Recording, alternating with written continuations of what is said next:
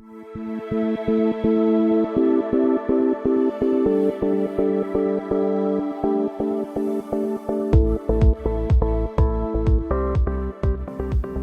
the riser in our tower was our goal. It's been successful in helping keep it clean.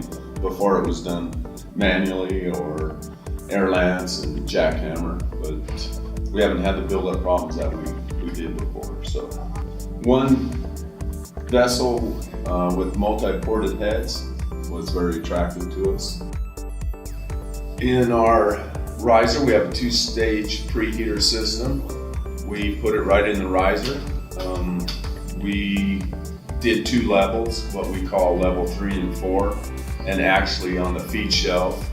So we are blasting a feed shelf, and then we work our way up programming-wise, and we shoot on all four corners of each part of the riser. So that was where our hardest buildup was, and it seems to be reducing the work quite well.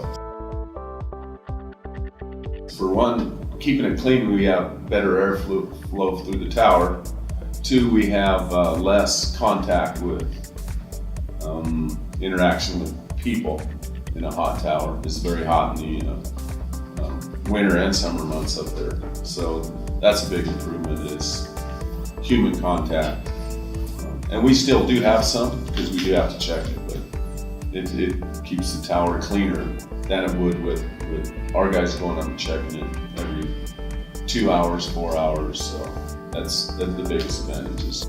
I don't think we poke it like we used to. Probably it's been reduced by 75%.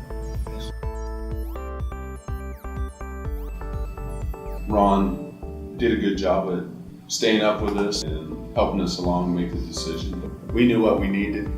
We put it on the worst part of the tower, so no, for the most part, everything was pretty well thought out. We are familiar with blaster systems. Some of the people that helped plan this had done some systems before, although not a MACSYS system, of course.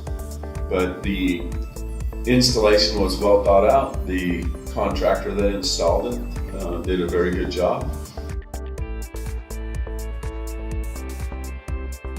Cement plants evolve continuously, but as new problems arise, we'll require whether it's a blast or whatever it is, yeah.